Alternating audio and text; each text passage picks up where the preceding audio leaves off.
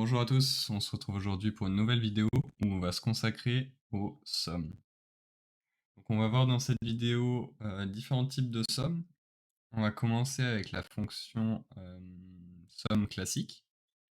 Donc dans l'exemple que j'ai pris ici, j'ai pris à la fois un volume et un chiffre d'affaires en euro-kilo qu'on va avoir par trimestre, donc par quarter en anglais, et sur différentes années, donc allant de 2016 à 2022. Dans un premier temps, la fonction somme classique va vous permettre de sommer différentes cellules. Donc, par exemple, ici, on va faire une simple somme de l'ensemble du volume. Donc, on va sélectionner D3 qui correspond à notre premier volume pour le quarter de 2016. Et on va venir sélectionner l'ensemble de la colonne. Donc ici, vous pouvez utiliser maj fin et flèche directionnelle vers le bas pour sélectionner l'ensemble de la colonne jusqu'à temps qu'il n'y ait plus de chiffres. Et on va pouvoir fermer cette formule. Donc ici, c'est notre total.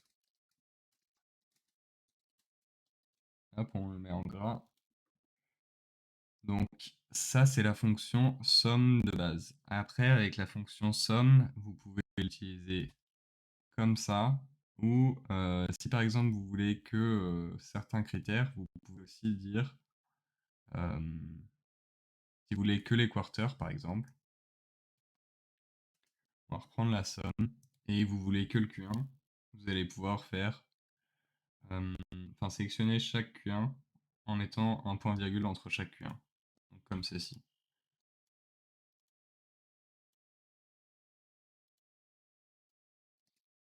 Et vous pouvez aussi alterner à la fois des amplitudes, des ranges on va dire, typiquement choisir tout sauf le Q4, et là vous pouvez aussi sommer tout sauf le Q4. Donc dans cet exemple là l'intérêt n'est pas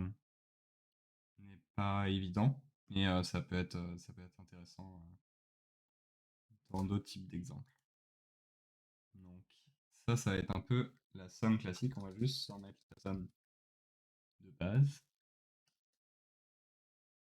Ensuite, ce que vous pouvez vouloir faire, ça va être des sommes si. Donc des sommes avec des conditions.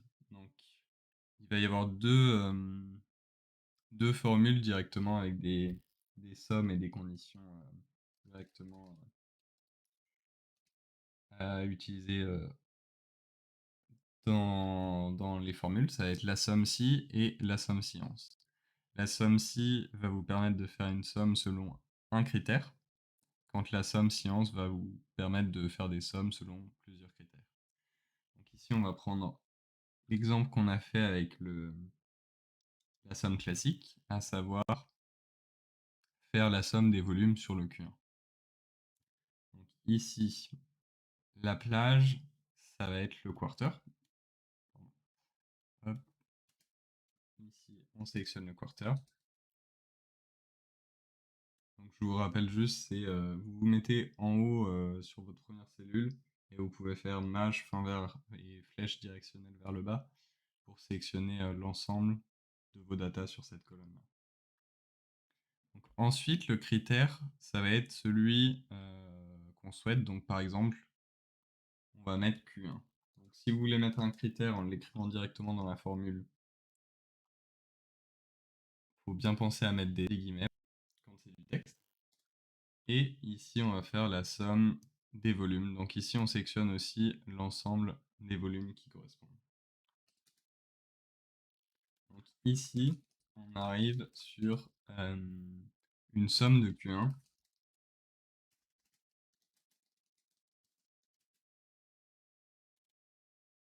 qui est à 1519 et qui équivalait du coup juste à cette partie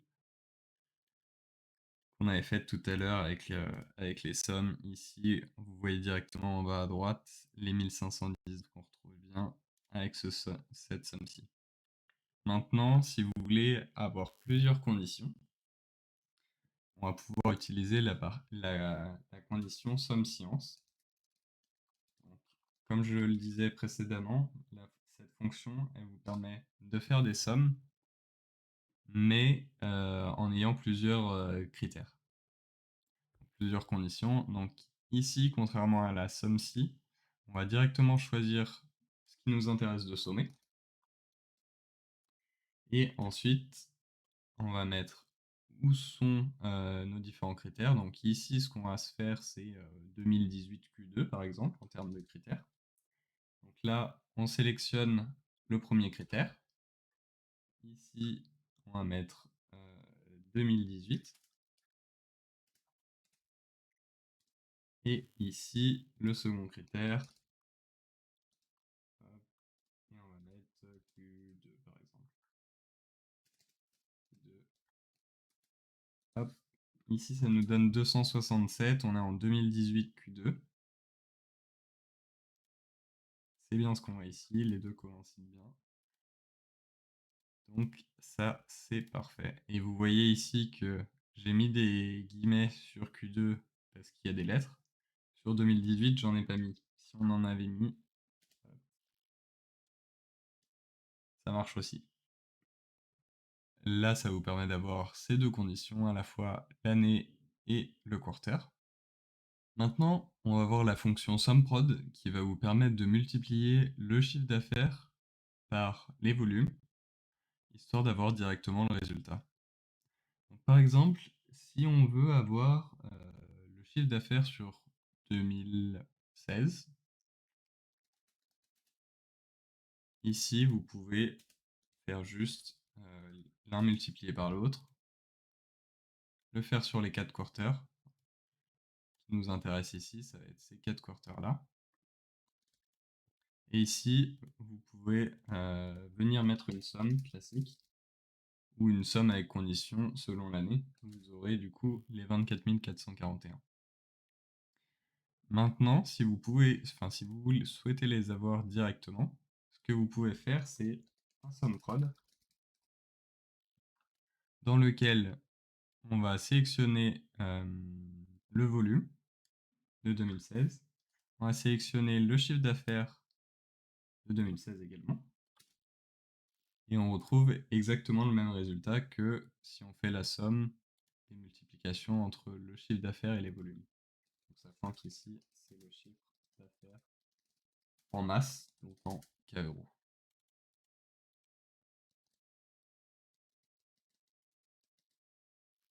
Ok, donc là on est pas mal. Et ce que je peux vous montrer également, ça va être un peu plus avancé, mais ça va être de faire des sommes prod avec des conditions. Donc par exemple, je vais prendre 2016-2017, on va remettre les années ici jusqu'à 2022. Donc là on a nos années.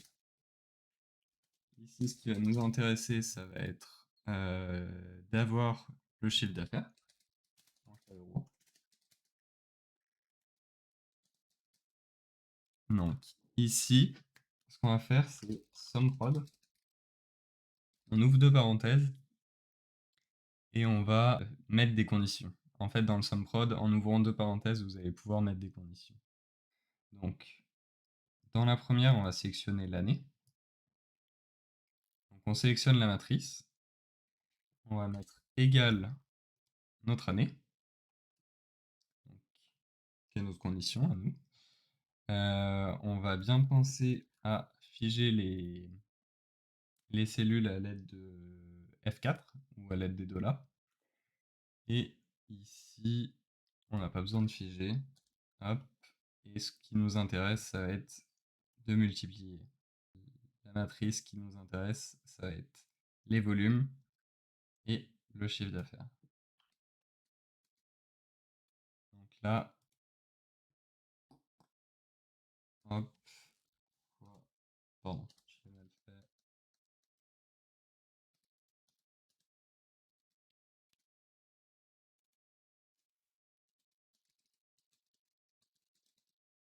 Donc comme ça, vous avez directement J'ai oublié de figer les colonnes. Hop, ok. Et là, hop, vous pouvez directement refaire une somme. Ça vous donnera toutes vos dernières années de 2016 à 2022. Donc ici, les 169, 865, c'est bien ce qui correspond à cette somme-là. Hop. Ici, si vous voulez continuer le dashboard, vous pouvez juste recalculer un euro kilo. Et ici, vous avez quelque chose qui est assez facile à faire, mais qui peut pas mal servir pour pas mal de dashboards. Donc, dans cette vidéo, pour résumer, on a vu à la fois les sommes si et les sommes sciences, histoire d'avoir des conditions, ainsi que la somme prod, qui vous permet de multiplier directement soit deux cellules, soit directement deux matrices. Ça sert plus à quelque chose quand c'est réellement des matrices. Et on a vu également comment, dans les sommes prod, on peut mettre des conditions. Donc vous pouvez en mettre plusieurs. Ici, j'en ai mis qu'une. Et à chaque fois, vous mettez la multiplication. Vous choisissez ce que vous souhaitez multiplier. Donc ici, les volumes par le chiffre d'affaires. Et comme ça, vous êtes plutôt pas mal.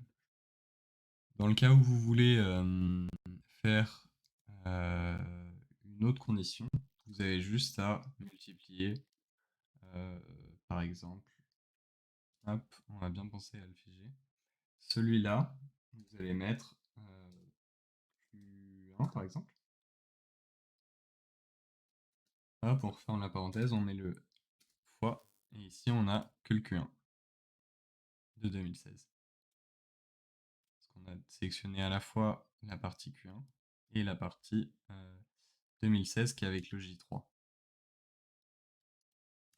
Donc voilà. Donc j'espère que cette vidéo vous aura plu, qu'elle vous aura aidé sur les bases des sommes et on est allé un peu plus loin avec le SumProd qui peut être assez intéressant. N'hésitez pas à liker et à commenter pour me dire ce que vous en avez pensé. Ou si vous souhaitez également si vous avez des idées de vidéos et que vous souhaitez que je les réalise. Allez, ciao!